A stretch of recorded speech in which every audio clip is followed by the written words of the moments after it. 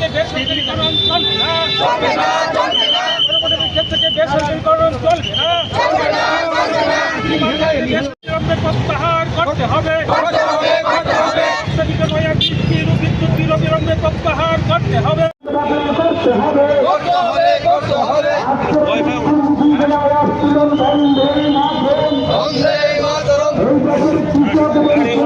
বিক্ষোভ র্যালি এবং দেশের সংসদে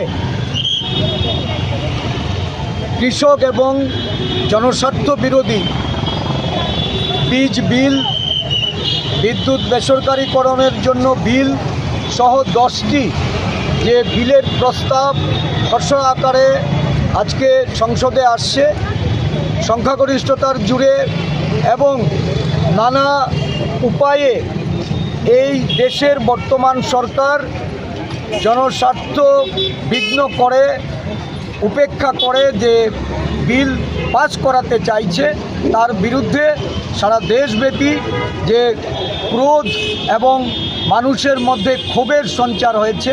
ত্রিপুরা প্রদেশ কংগ্রেস এই নিয়ে আজকে এই বিলের বিরোধিতা করে সারা দেশের সাথে আমাদের রাজ্যেও আমরা প্রতিবাদ কর্মসূচি আমরা সংগঠিত করেছি।